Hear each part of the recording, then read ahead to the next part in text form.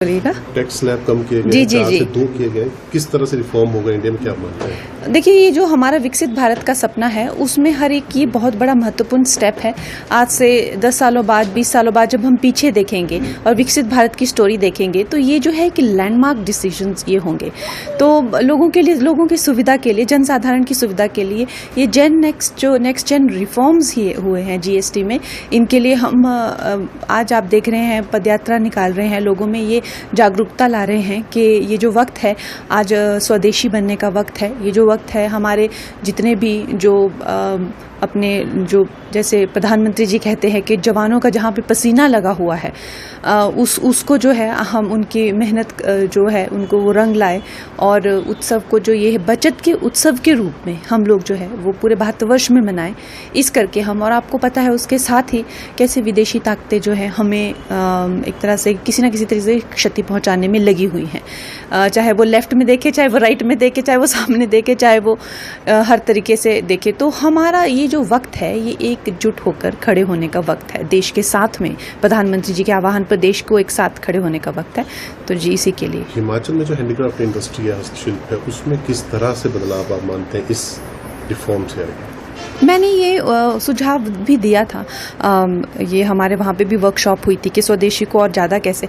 हिमाचल में हमारी ज़्यादा ऊनी, खासकर ऊपर के हिमाचल में वो जो ऊन के जितने भी पैटर्न्स हैं, अगर हम कॉटन या खादी के साथ में ब्लेंड करके और बाकी भी इंटर स्टेट जो है वो कारीगर अगर मिल के, तो ये ऑल वेदर जो है हम ज़्यादा से ज़्यादा, नहीं तो ज़्यादा शॉल, ऊन, जुराबे, मोजड़ियाँ, पूले, मफलर, इस तरह के हमारे जो है वो होता है। तो निश्चय ही ये हम पूरी दुनिया में पहुंचाना चाहते हैं, लेकिन उसके साथ भी हम ऑल वेदर चाहते हैं और उसके साथ जो भी उत्पादन है जैसे कि अलग अलग तरह के नट्स हो गए, वाइट हनी हो गया, हमारे हिमाचल में बहुत क्षमता है।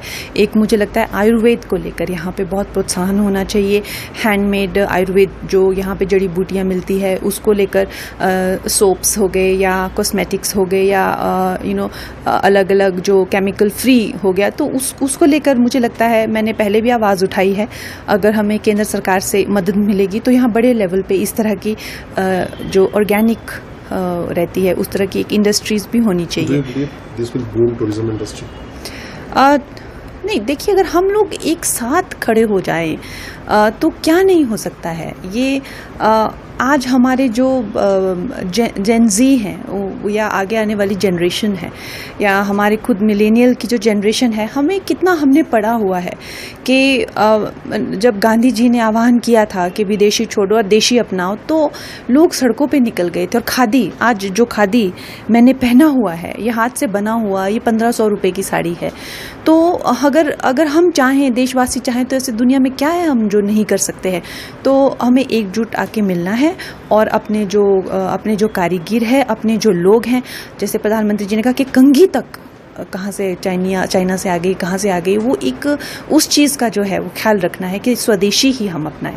कांग्रेस ने आरोप लगाया कि गब्बर सिंह टैक्स है, एक तरफ पहले टैक्स कलेक्शन किया गया 2017 के बाद में बड़ा अमाउंट का कलेक्शन किया, अब जो टैक्स स्लैब कम किए वो बैंडेड का काम कर रहा है, क्या कहेंगे? नहीं, देखिए, उन लोगों ने क्या देश की दुर्गति की हुई थी वो तो आपने सुना पूरे विस्तार से। हर टाइप के वैट से लेके सर्विस टैक्स से लेके कितने 6 से 7 टैक्स थे जब उनका वक्त था। लेकिन अब जो है हमें ये जो नए सुधार आए हैं, जीएसटी में खासकर आए हैं, तो ये जो है एक कायाकल्प करेगा और हम चाहते हैं कि लोगों को भी इसकी जो है, प्रधानमंत्री जी ने ये जो बचत उत्सव करके जो है, लेकिन अब इसमें बचत जो होनी चाहिए वो हमारे एक कहावत है ना कि घी गिरे तो अपनी खिचड़ी में गिरे।